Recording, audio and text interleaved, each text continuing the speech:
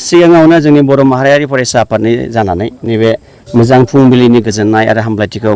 जोंनि बड'लेण्ड ओनसोलनि बर' रायजो राजाफोरनो जों जासिहरग्रोनाय जाबाय नोंथांमोननि गेजेरजों आरो बेजों लोगोसे नैबे दिग्लि होननाय जायगायावहाय जोङो नैबे फुंबिलियाव जों सफैनानै बेबायदिनो जों गोबां जोंनि बर' माहारियारि फरायसा आफादजों लोगोसे नुजाफैनो हानाय SMCH जोंनिनो NGOs आरो बेजों लोगोसे भलन्टियार फर्स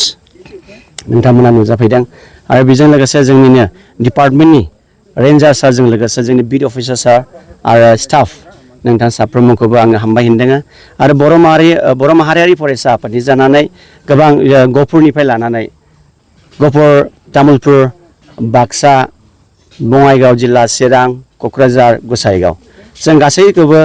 लिंहरनानै लाबोनानै जोङो दानो नैबे मोनसे एस ए टीम वर्क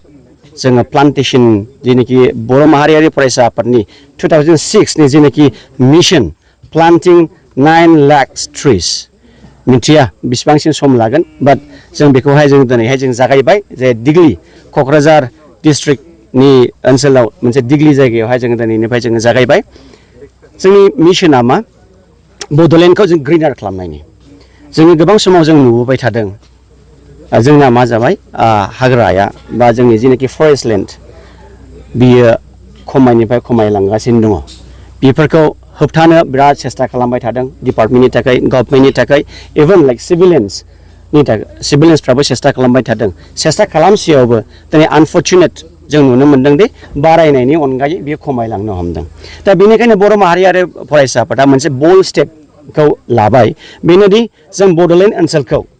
जों ग्रिनार जों खालामलांगोन आरो प्लान्टेसनाव जों आवगायलांगोन होननानै जों मोनसे मिजिं थिदों आरो बेजों लोगोसे जों सामाजिक डे टु डे लाइफआव जों नुनो हायो मानसिया जेब्लानाखि फोथाराव थाङो बा माबा मोनसे गेलेनाय हाबाफारियाव जेब्लानाखि नायनो थाङो गोबां मानसिफोरानो साया नागिरो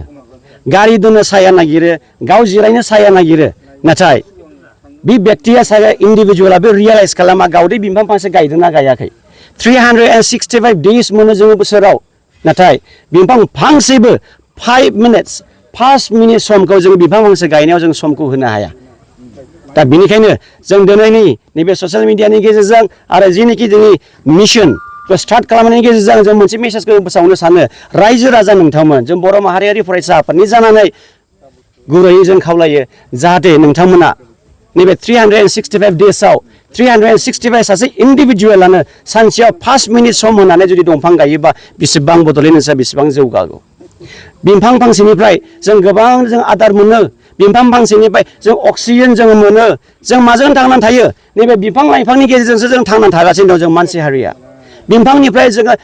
बन मोनो जों टिम्बार जों मोनो जोङो फिथाइ मोनो जों जानो मोनो आरो बेजों लोगोसे जिनाखि दै खुरखानानै थांनाय दै खुरखानायनिफ्राय जों बासायजानायखौ जों मोननो हायो दा बेनिखायनो नैबे बिफांनि जेनाखि प्लान्टेसन मिशना जोबोद गोनांथि आरो बेजों लोगोसे जों नुनो मोनो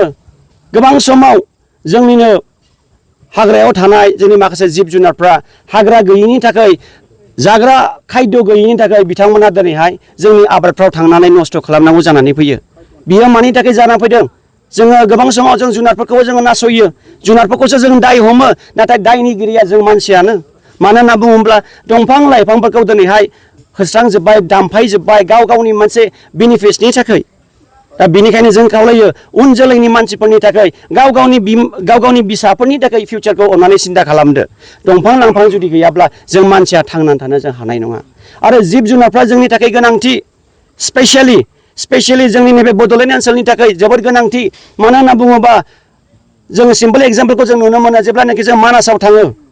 जोङो रिजर्टआव जेब्ला जों थाङो होमब्ला जों नुनो मोनो दावरायफ्रा रिजर्टफ्राव फैनानै थाफैयो मैफ्रा खाथियाव फैनानै थाफैयो जों बेखौ दांनाय बिलिरनाय जों मोनो गान्दाफ्रा खाथियाव फैनानै थाफैयो जों नुनो मोनो खासेवफ्रा खाथियाव फैनानै थाफैयो जों बेखौ नुनो मोनो बिथांमोना गोबां जायगानिफ्राय फरेनार कान्ट्रिनिफ्राय फैनानै टुरिस्टफ्रा फैनानै बाव थाफैयो बेनिफ्राय जों मोनसे इनकाम सर्सखौ लकेल मानसिफ्रा इनकाम सर्सखौ नुनो मोनो आरो बेजों लोगोसे मोनसे मोजां इनभाइरनमेन्ट क्रिएट खालामनानै थाङो मोनसे मोजां मेसेज स्प्रेड खालामलाङो कि बिदि जायगाया बिराद सोमोनांथाव मानसिफ्राबो बिराद मोजां आरो जिब जुनारफोरखौबो जों अपेन जों नुनो मोनो बावनि मानसिफ्रा जिब जुनारफोरखौबो बुथारा इनफेक्ट बिसोरखौ जोथोन लायो थिग बेबायदिनो नैबे बड'लेण्ड ओनसोलाव बर' माहारियारि फरायसा आफादा बेखौनो थांखि लादों दि गोबां बेफोरबायदि जिब जुनारफोरजों जों फ्रेन्डलि जानो नांगोन इक' फ्रेन्डलि जों जानो नांगोन बिफां लाइफांफोरजों जों फ्रेन्डलि जानो नांगोन दिनै जों नुनो मोनदों जोंनि क'क्राझार ओनसोलाव चिरां ओनसोलावबो गल्डेन लेंगुरफ्रा एभेलेबेल दङमोन सिगांहाय नाथाय दुखुनि बाथ्रा गल्डेन लेंगुरफ्रा जेब्लानाखि खाथियाव फैयो जोंनि बागानफ्राव फैयो जों बेखौ होसो जों बुथारनानै जों जायो बिनिफ्राय दुखु नांसिन आरो जेबो गैया बेनिखायनो दिनैनि नैबे मेसेजनि गेजेरजों बेखौनो जों खावलायनो सानो अननानै प्लान्टेसनजों लोगोसे वाइल्ड लाइफ प्रटेक्शनखौ जों होनि आरो जोङो बे दिनैनि मेसेजनि गेजेरजों बेखौ जों खावलायबावनो सानो जेनाखि फ्रेश एनक्रचार्सफोर नोंथांमोना अननानै फ्रेश एनक्रचार दाखालामबावसै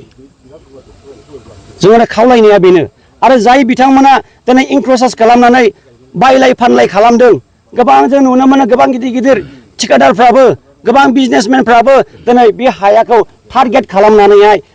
सेल्फ बेनिफिट्सनि थाखाय बेखौ बायनानै लाहैदों बायनाय फाननायखौ अननानै बन्द' खालामदो आरो फ्रेश एनक्रचार्स खालामनायखौ जों अननानै जों बन्द' खालामनि आं खावलायो रायजो राजा साफ्रोमबो जों दिनै जुदि गसङाब्ला गाबोन जों फेलार जागोन बेनिखायनो जोंनि मोनसे स्ल'गाना बेनो one student one free one future दा बे मिशनखौ लानानै जोङो दिनैनिफ्राय जों जागायबाय आरो उनदिन दिनफ्रावबो जों जागायलांबाय थागोन देग्लायाव दिनै गायबाय आरो बिनि उनाव आरो बबे जायगायाव गायबावगोन देग्लायनि उनाव जोंना टारगेटआ क'क्राझार डिस्ट्रिक्टनि उनाव जोंना टारगेटआ चिरां डिस्ट्रिक्टआव जोङो फैगोन मासाव सेकेन्ड उइक्स फार्स्ट उइक नङाबाबो सेकेन्ड उइकआव जों गायहैगोन आरो बिनि उनाव जों आरोबाव गुबुन डिस्ट्रिक्टआव जों आवगायलांबावगोन बिफां फुलिखौ गायो नाथाय उननि समाव जुदि बेखौ जोथोन लायाब्ला जे बिफां फुलि गायनायाबो जे जेबो जाहैया नोंथांमोना बनसुमना माबायदि खालामनो नागिरदों बेखौ जोङो प्रेक्टिकेलि जों नुबोबाय थादोंबो सोरबा बिथांमोना अनलि स्किमनि टारगेटआव बिथांमोना प्लान्टेसनखौ खालामदों नाथाय जोंनि टारगेटआ बे नङा थाखा फैसाजों जोंहा लोब्बा गैया दा बेनिखायनो जों गावनो प्लान्टेसननि जिनाखि मिनिं अर्थखौ बुजिनानै जों गावनो जों बयबो जों आवगायनानै फैदों आरो बेखौ जों जास्ट गायनानैल' दोननाय नङा जों डिपार्टमेन्टजोंबो जों रायज्लायखाबाय कि हागौमानि डिस्ट्रिक्टनिफ्राय लानानै आनसलिक खोन्दोनिफ्राय लानानै जों बेखौ मासाव जों मनिटर जों खालामलांबाय थागोन बेयो जोंनि दायथ'